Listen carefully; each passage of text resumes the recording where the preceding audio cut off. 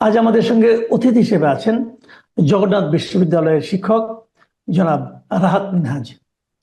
জনাব রাহাত মিনহাজ, আপনাকে আমি আমাদের অনুষ্ঠানে স্বাগত জানাচ্ছি।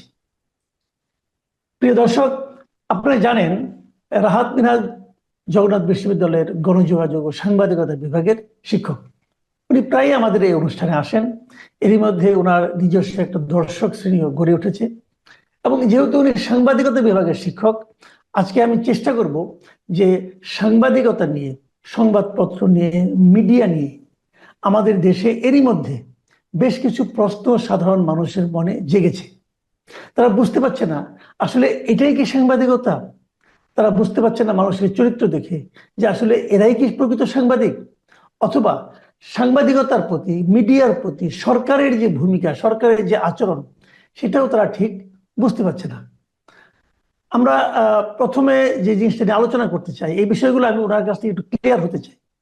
জনাব রাহাত মিনহাজ, আমি প্রথমে যে প্রসঙ্গটা নিয়ে আসবো আপনার কাছে, সেটা হলো, আপনি খেয়াল করেছেন মাত্রই গতকালকে গাজীপুরে প্রকাশ্য দিবালোকে একজন সাংবাদিককে কুপিয়ে হত্যা করা হয়েছে।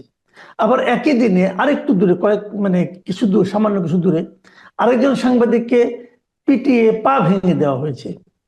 তো এই যে বিষয়টা, সাংবাদিকতা নিয়ে আমরা নানা ধরনের কথা বলি, সাংবাদিকদের চারিত্রিক বৈশিষ্ট্য নিয়ে আলোচনা করি, সাংবাদিকদের বিচারের কাঠগড়ায় আমরা দাঁড় করাই প্রায়শই, কিন্তু সাংবাদিকদের যে নিরাপত্তার যে ব্যাপারটা, এটা কি গুরুত্বপূর্ণ নয়? আপনি দেখুন গাজীপুরে এই ঘটনা, ও কিন্তু, ওই ভদ্রলোক কিন্তু কিছুক্ষণ আগে একটা লাইভ করেছিলেন, সোশ্যাল মিডিয়া লাইভ, কিন্তু ওয়ান কাইন্ড অফ জার্নালিজম, উনি এই কাজটাই করেছিলেন। তার প্রতিফল কিন্তু ওনাকে সঙ্গে সঙ্গে পেতে হলো। মানুষ দাঁড়িয়ে দাঁড়িয়ে দেখলো, কেউ কিছু বললো না। আইন শৃঙ্খলা বাহিনী এরই মধ্যে শুনলাম কয়েকজনকে গ্রেফতার করেছে। তারাই প্রকৃত অপরাধী কিনা সেটাও জানি না। যদি অপরাধী হয়ও, তার বিরুদ্ধে কতদিন লাগবে? 5 মিনিটে একটা জীবন শেষ, একটা ফ্যামিলি শেষ। বিচার হতে 5 বছর, 50 বছরও লাগতে পারে। কি ভাবছেন আপনি এগুলো নিয়ে? আমি আলোচনা শুরু করতে চাই একটা লিখার একটা রেফারেন্স দিয়ে। আমি একটা লিখা আপনাকে দেখাই। এই লেখাটা লিখেছেন জনাব নির্মল সেন। এই লেখাটা তিনি লিখেছিলেন হচ্ছে আপনার অনেক আগে, 1973 সালের আহ 3 সরি 1973 সালের মার্চ মাসের 16 তারিখ তিনি লেখাটা লিখেছিলেন। লেখাটার নাম ছিল আমি স্বাভাবিক মৃত্যুর গ্যারান্টি চাই। দেখেন, গতকাল যখন এই বীভৎস ঘটনাটা আমাদের সামনে উন্মোচিত হয়েছে, তখন আমার কাছে আসলে, আমি আসলে অনেকক্ষণ কি বলে স্তব্ধ হয়েছিলাম আর কি। হ্যাঁ, যে আসলে আহ এইভাবে একটা মানুষকে প্রকাশ্য দিবালোকে এবং ধরেন হাজার হাজার মানুষের মধ্যে এভাবে হত্যা করা যায়, মানে এটা আসলে আমি আমি নিতে পারছিলাম না। আর যদি আপনি সাংবাদিকদের কথা বলেন, দেখেন সাংবাদিকদের কাজই হচ্ছে আপনার অনিয়ম, দুর্নীতি, অপরাধকে আপনার জনসম্মুখে তুলে ধরা এবং যার মাধ্যমে আসলে তার বিচার বা হচ্ছে সেটাকে রোধ করা, এটা সাংবাদিকের দায়িত্ব। তো বর্তমান সময়ে সাংবাদিকরা আসলে যে কাজটা যেভাবে করছেন এবং এই কাজটা করতে যেয়ে যেভাবে তারা আপনার নিজের জীবনকে বিপন্ন করছেন, ঝুঁকির মধ্যে পড়ছেন, এটা তো ভয়াবহ, ভয়াবহ। আমি জানি, আমি খুব স্পষ্ট করে বলতে পারি যে 5 আগস্টের পরে, 2024 সালের 5 আগস্টের পরে আমাদের জনজীবনে যে শৃঙ্খলা, আইন শৃঙ্খলা যে পরিস্থিতি, সেটা ভয়ঙ্কর রকমের অবনতি ঘটেছে। এটা আপনি আমি সবাই জানি।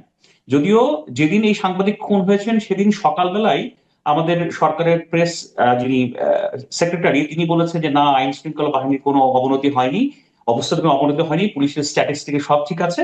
মানে আসলে উনি ওনার দায়িত্ব পালন করেছেন, আমি ওনাকে দোষ দিই না। কিন্তু আইন শৃঙ্খলা পরিস্থিতির যে ভয়াবহ অবনতি ঘটেছে, আপনি বিশ্বাস করেন এক এটা? মিনিট এক মিনিট এক মিনিট এক মিনিট, আপনি ওনাকে দোষ দিচ্ছেন না কেন? আমি ওনাকে, ওনার ওনার দায়িত্বটা কি একটা, সরকারকে সবসময় ডিফেন্ড করা, নাকি প্রকৃত সত্যটাকে তুলে ধরা? না, আমি আসলে সত্যি কথা বলতে কি, ধরেন আমি একজন সামান্য শিক্ষক মানুষ, আমি আসলে ব্যক্তিগত ভাবে কাউকে আক্রমণ করতে চাই না বা নাম নিতে চাই না আর কি। আচ্ছা, হ্যাঁ, ঠিক আছে ঠিক দেখেন, আছে ঠিক আছে, বলেন। সরি, বলেন আপনি। না না ঠিক আছে, আপনি আপনি ঠিক বলেছেন যে আমি ধরেন ওই যে বললাম যে আমার শিক্ষকতার একটা চরিত্র আমার আছে আর কি। উনি উনি ওনার দায়িত্ব পালন করেছেন, কিন্তু বাস্তবতাটা কি? বাস্তবতাটা কিন্তু সবাই জানে যে এই ভদ্রলোক মিথ্যা কথা বলছেন। এই ভদ্রলোক যে দাবি করছেন, সেই দাবির সাথে বাস্তবতার কোনো সংশ্লেষ নাই। এবং আমি আপনাকে হলফ করে বলছি, ওনার পরিবার এবং যে ওনার যে এক্সটেন্ডেড পরিবার, তারাও জানে দেশের আইন শৃঙ্খলা পরিস্থিতির কি অবনতি হয়েছে। এটা সবাই জানে। কিন্তু দেখেন, এই আইন শৃঙ্খলা রক্ষা আইন শৃঙ্খলা রক্ষাকারী বাহিনীর মনোবল ফেরানো, আইন শৃঙ্খলা রক্ষা করার দায়িত্ব তো তাদের। তারা বিভিন্ন ক্ষেত্রে কেমন ভাব করেন জানেন, যে আমরা তো কিছু করি নাই, আমরা তো কিছু ঠেকাইতে পারি নাই, আমরা তো যে হত্যা করি নাই। ধরেন মানুষের নিরাপত্তা দেয়া, জান মাল কর্ম এবং সবকিছু নিরাপত্তা দেয়া যে ওনার দায়িত্ব, এটা ওনারা উপলব্ধি করেন না। ওনারা খালি বড় বড় লেকচার মারেন আর বলতে চান আমি তো কিছু করি নাই, আমরা তো কিছু করি নাই। যেমন ধরেন আজকে আমি ছোট্ট উদাহরণ দিই, আজকে সন্ধ্যার সময় একটা প্রেস উইং থেকে একটা বিবৃতি দেওয়া হয়েছে যে সরকার হচ্ছে আপনার সাংবাদিকতার স্বাধীনতা বা মর্যাদা রক্ষার জন্য খুব ভালো কাজ করছে এবং তারা বদ্ধপরিকর, তারা কিছু করেনি। কিন্তু তাদের চোখের সামনে যে অপরাধ হচ্ছে, তাদের চোখের সামনে সাংবাদিকদের চাকরিচ্যুতি করা হচ্ছে, পত্রিকা অফিস দখল হচ্ছে, জনকণ্ঠ দখল হলো, দীপ্ত টিভির নিউজ বন্ধ হয়ে গেল, এগুলো যে বন্ধ করা ওদের দায়িত্ব, সেই দায়িত্বের বেলায় তারা ঠনঠনা, এবং সেই দায়িত্বের বেলায় তারা কিচ্ছু করে না, এবং বলে কি না আমরা তো করিনি ভাই, আমরা তো এদের প্রতি শ্রদ্ধাশীল, আমরা আমরা হচ্ছে সাংবাদিকতার স্বাধীনতার প্রতি হচ্ছে অকুণ্ঠ সমর্থন দিয়ে যাচ্ছে। আপনার সমর্থন এনাফ নয়। যে অপরাধের শিকার হচ্ছে সাংবাদিকরা, সমস্যার শিকার হচ্ছে সাংবাদিকরা, তাদের বিরুদ্ধে ব্যবস্থা নেওয়া আপনার দায়িত্ব। এই যে এত সাংবাদিক নিগৃহীত হয়েছে, এত সাংবাদিক মব ভায়োলেন্সের শিকার হয়েছে, এত সাংবাদিক চাকরিচ্যুত হয়েছে, কয়জন সাংবাদিককে আপনারা চাকরি পুনর্বহালের জন্য ব্যবস্থা নিয়েছেন দেখাতে পারবেন? এটা তাদের দায়িত্ব, তারা সেটা করবে না, করতে পারবেও না। এটা হচ্ছে এখন বাস্তবতা। আর জি। যদি আমি শেষ করি, আপনি যে সাংবাদিক হত্যাকাণ্ডের কথা বললেন, দেখেন এই সাংবাদিক যেভাবে হত্যাকাণ্ডের শিকার হলেন, আমার তো ভয় হয়। সামনে নির্বাচন আসতেছে, নির্বাচনের ডেট ঘোষণা করা হয়েছে, আপনি বিশ্বাস করেন এই সময়ে আইন শৃঙ্খলা পরিস্থিতি যে আরো কি অবনতি হবে, সাংবাদিকরা আরো কি রকম হামলা মামলা এবং হত্যাকাণ্ডের শিকার হবে, আমি আমি কিন্তু এই সামনের কথা চিন্তা করে শিউরে উঠি। আপনি বিশ্বাস করেন এই এই সরকারের দুটো বড় সমস্যা। প্রথমত হচ্ছে অনেক কিছুকে অনেক কিছুকে নির্মূল করার বা থামানোর ইচ্ছা তাদের নাই, নাম্বার ওয়ান। দ্বিতীয়ত হয়তোবা সেটা থামানোর বা আটকানোর সামর্থ্য তাদের নাই। এই দুটো সিচুয়েশনের মধ্যে তারা আছে, কিন্তু তারা সেটা স্বীকার করবে না, শুধু নিজের ঢোল নিজে পেটাবে, পেটে বলবে আমরা তো সাংবাদিকতার স্বাধীনতার জন্য অকুণ্ঠ সমর্থন দিয়ে যাচ্ছি। এটা হাস্যকর ছাড়া আর কিছুই নয়। জি, আমি আরেকটা প্রশ্ন, আপনি দেখেছেন যে দুদিন আগে টিআইবি একটা রিপোর্ট দিয়েছে বিভিন্ন দেশের আইন শৃঙ্খলা পরিস্থিতি নিয়ে, এবং সেখানে সাংবাদিকদের বিষয়ে ওনারা কিছু কথা বলেছেন। কি পরিমাণ যে সংখ্যাটা দেখে, সংখ্যাটা কিন্তু অ্যালার্মিং ছিল। কত সাংবাদিক এই সময় নির্যাতনের শিকার হয়েছে, কতজন মারা গেছে, এবং আমার কাছে যেটা অ্যালার্মিং মনে হয়েছে যে কতগুলি সংবাদ মাধ্যম জবরদখল হয়ে গেছে। জবরদখল বলতে ওনারা বলতে যাচ্ছেন এই সময়ে কতজন সাংবাদিকের চাকরি গেছে, এবং কতগুলি মিডিয়ার শীর্ষ পদে পরিবর্তন হয়েছে। এই যে শীর্ষ পদে পরিবর্তন হওয়া, এটা অ্যালার্মিং এই কারণে শীর্ষ পদে যিনি থাকেন তিনি তো পত্রিকাটা চালান, পলিসিটা তো তিনি মেক করেন। কিন্তু এই যে পরিবর্তনটা হলো, এরপর কি পত্রিকাটাতে আপনি কোনো ধরনের পরিবর্তন দেখেছেন? আগে যেরকম মোসাহেবি হতো এখন কি সেরকমই মোসাহেবি হচ্ছে, নাকি তারা স্বাধীনভাবে সাংবাদিকতা করছে? আপনি পরিবর্তনটা কি দেখছেন? না, এখানে খুবই খুবই ইন্টারেস্টিং একটা প্রশ্ন আপনি তুলেছেন। দেখেন, আমি আমি কেউ যদি বলে যে সাংবাদিকতার পরিবর্তন হয়েছে, এটা এটা পরিপূর্ণ মিথ্যা কথা। সাংবাদিক সাংবাদিকরা সাংবাদিক প্রতিষ্ঠান শেখ হাসিনার সময়েও যেমন আপনার নানা ধরনের চাপের মুখে থেকে অথবা ইচ্ছাকৃতভাবে ক্ষমতাসীন কাঠামোর যেমন স্তুতি গাইতো, ক্ষমতাসীন কাঠামোকে যেমন আপনার তোষণ করে যেত, এখনো সেটা পরিপূর্ণভাবে বহাল আছে। এবং কিছু ক্ষেত্রে দেখতে পাই সেই বহালের পরিমাণটা আরো বেশি। আমি আপনাকে ছোট্ট একটা উদাহরণ দিই, আপনি উদাহরণটা দেখেন দেখেন 2024-এর জুলাই আগস্টে শেখ হাসিনা সরকারের পুলিশ বাহিনী, বিজিবি এবং কিছু কিছু ক্ষেত্রে হয়তো নিরাপত্তা বাহিনীও তারাও হয়তো ভয়ঙ্কর রকমের অপরাধ সংঘটিত করেছে, এটা নিয়ে কারো সন্দেহ নেই।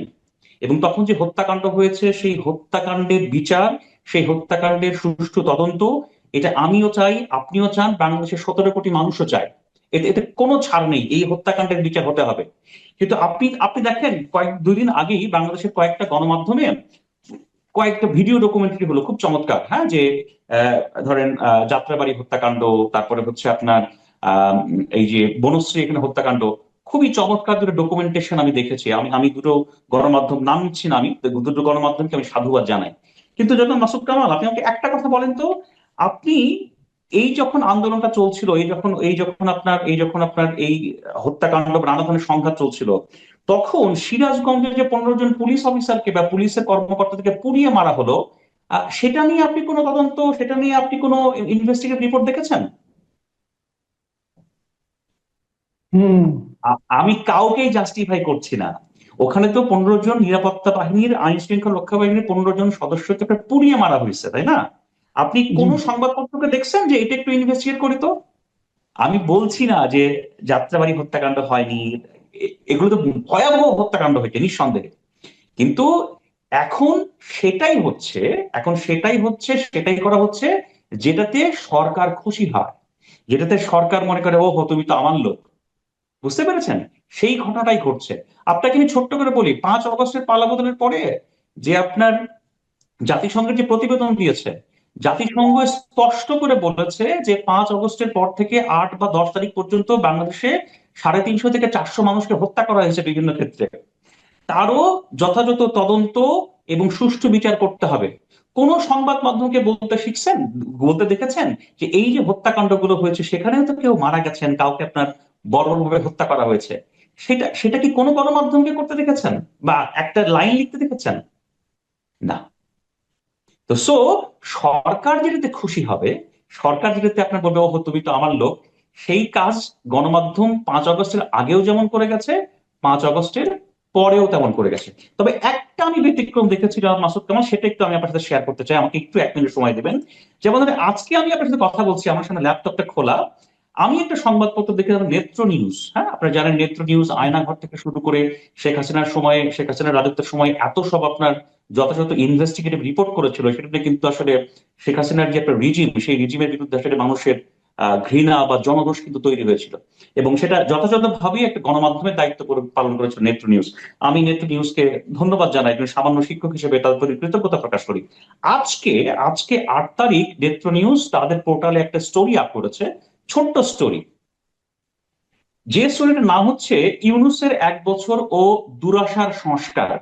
এই স্টোরিটার মধ্যে এক জায়গায় আমি কিন্তু একটা প্যারা আমি আপনাকে পড়ে শোনাই, সেই নিউজের আগে বলা হচ্ছে এরকম, এটা আসলে একটা সম্পাদকীয় স্টেটমেন্টের মতো এই স্টোরিটা।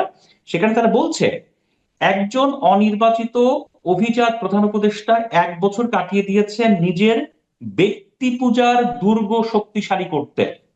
ওয়ার্ডটা খেয়াল করেন, ব্যক্তি পূজার দুর্গ শক্তিশালী করতে। উনি বাংলাদেশের রাষ্ট্রের টাকা খরচ করে, আপনার আমার করের টাকায় খরচ করে উনি লন্ডন গিয়েছেন, ওখানে রাষ্ট্রের কোনো কিছু ছিল না, শুধুমাত্র পুরস্কার দিতে গেছেন, চ্যাথাম হাউসের বক্তব্য রেখেছেন, এগুলোর আপনার আমার সাথে কোনো সম্পর্ক নাই, শুধুমাত্র নিজের পুরস্কার নেওয়া, নিজের পূজার আপনার প্রোফাইলটাকে উন্নত করা। তারপরে বলছে, সেই সঙ্গে আত্ম অহংকারের সাথে এমন এক সরকার তিনি চালিয়েছেন যা জনগণের সেবায় বিনয়ী হওয়ার পরিবর্তে অগণতান্ত্রিক বাড়াবাড়িতেই আনন্দ পেয়েছে বেশি। ইংরেজি ভাষী দুনিয়ার কিছু অংশে তার বেশ গ্রহণযোগ্যতা থাকলেও বাংলাদেশের মানুষের কাছে ইউনূসের গন্ধময় পানীয়ের স্বাদ হাসিনার পচা মদের মতোই বিরক্তিকর।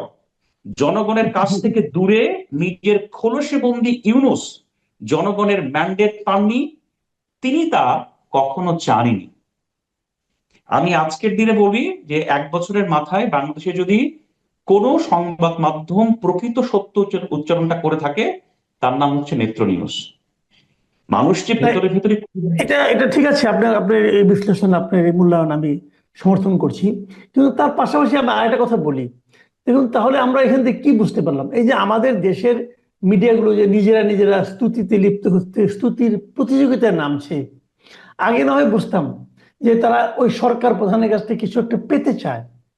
এখন আমার প্রশ্ন দুটো, এক নম্বর হলো এটা কি পেতে চায়, আর 2 নম্বর প্রশ্নটা হলো এটা কি সেই সাংবাদিকরা করছে, নাকি সেই মিডিয়ার মালিকরা সাংবাদিকদের এই ধরনের স্তুতি করাতে বাধ্য করছে? এখানে দুটো বিষয় আছে। প্রথমত হচ্ছে ধরেন, ওই যে আপনি এটাকে বললেন যে গণমাধ্যমের মালিকানা, মানে নিউজ রুমের হেড, এডিটোরিয়াল হেড চেঞ্জ হয়ে গেছে। এডিটোরিয়াল হেড যখন চেঞ্জ হয়ে গেছে অনেক গণমাধ্যমের, চেঞ্জ হয়ে যাওয়ার পরে যারা দায়িত্বে আছে এখন, তারা বেশিরভাগ ক্ষেত্রে আসলে এই সরকারকে বা এই কাঠামোকে তুষ্ট রাখতে চায়, খুশি রাখতে চায়। এটা আমার কাছে প্রাথমিক ধারণা। আর নাম্বার 2 হচ্ছে, আমাদের দেশের গণমাধ্যমের একটা গুরুতর ত্রুটি আছে, সেটা আমি আপনাকে বলে দিই আজকে, এটা খেয়াল করে দেখবেন।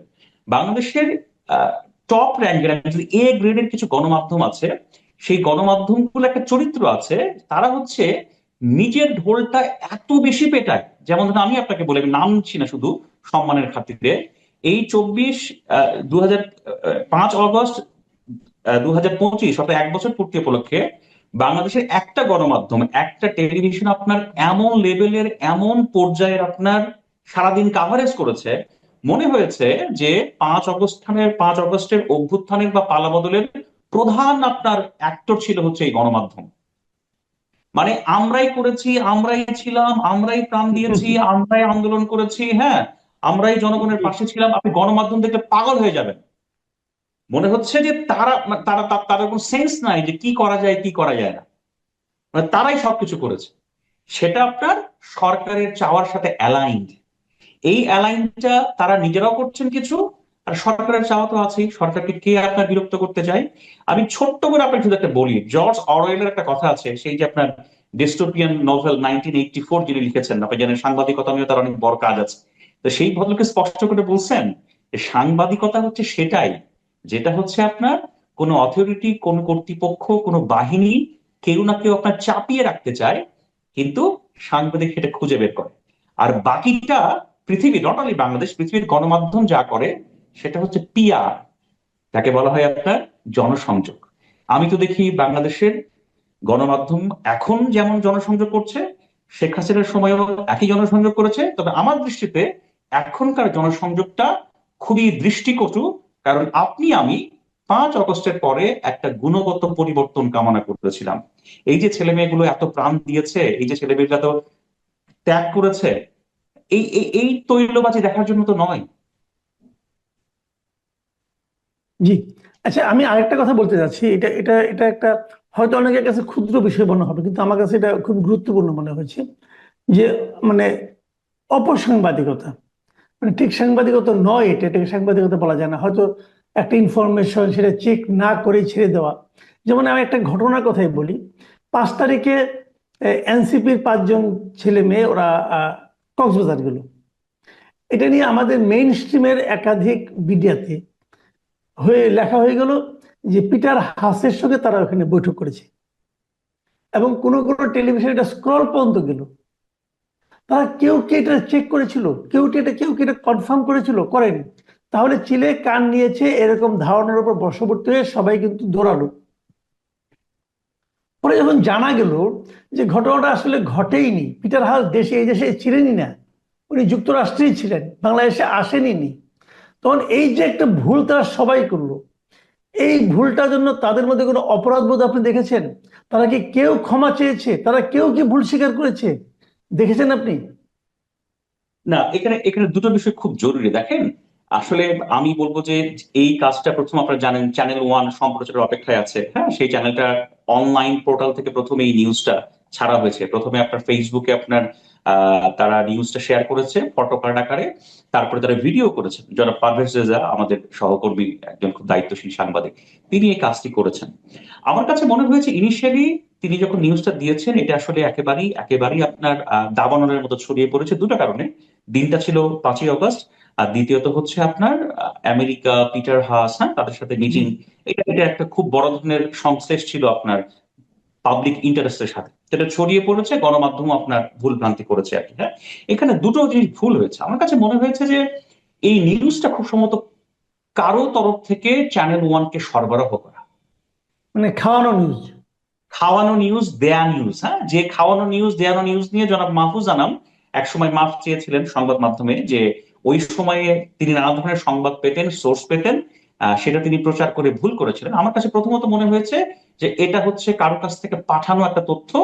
সেই তথ্যটা সেই সংবাদ হাউস বা বার্তা কক্ষ, যদিও সেই বার্তা কক্ষ এখন পরিপূর্ণ তৈরি হয়নি, আমি যত জানি চ্যানেল ওয়ান আন্ডার কনস্ট্রাকশনে আছে, তারা রেডি হচ্ছে। হ্যাঁ, তাদের কাছে আসার পরে তারা হয়তো দুটো কারণে, একটা হচ্ছে সেন্সিটিভিটি, এবং হচ্ছে তাদের নিজের করে আলোচনায় আসার যে আপনার প্রয়োজনীয়তা, সেটা থেকে তারা নিউজটা দিয়েছেন। কিন্তু তার জন্য যে প্রপার ক্রস চেক, এই প্রপার ক্রস চেক তারা করেনি। এটা এটা এটা আমার কাছে মনে হয়। আর তারপরে যে ধরেন আরো গণমাধ্যম তাদেরকেই আপনার আহ তাদেরকে আপনার ফলো করে গেছে, ওই যে এক শিয়াল হুক্কা হওয়া বলে তো বহু শিয়াল আপনার হুক্কা হওয়া বলে ওঠে। তো সেটা যারা ঘটেছে, এর ফলে আসলে এখানে একটা অপসাংবাদিকতা বা অপতথ্যের আমরা বিস্তার দেখেছি। তবে এখানে আমি আসলে চ্যানেল ওয়ান কর্তৃপক্ষের কাছ থেকে আমি আসলে একটা ক্লারিফিকেশন প্রত্যাশা করেছিলাম। যে কি ক্লারিফিকেশন, যে তারা কোন প্রেক্ষাপটে এই তথ্যটা দিয়েছিলেন, যে তথ্যটা পরবর্তীতে প্রমাণিত হয়েছে তথ্যটা ভুল। দ্বিতীয়ত হচ্ছে এই তথ্যের মধ্যে যে আংশিক ভুল ছিল, অর্থাৎ এনসিপির নেতারা সেখানে গেছেন সেটা ঠিক আছে, কিন্তু বড় একটা অংশ আপনার মার্কিন সাবেক রাষ্ট্রদূত পিটার ডি হাস সেখানে ছিলেন না। এই তথ্যটা যে তারা ভুল দিয়েছেন, এটা তাদের স্বীকার করা প্রয়োজন ছিল, এবং আরো ভালো হতো এবং তারা যদি পাঠকদের কাছে, দর্শকদের কাছে দুঃখ প্রকাশ করতো। কিন্তু বোঝেন বাংলাদেশের সংস্কৃতি সেটা তো অনেক সময় ঘটে না, এটা ঘটেনি।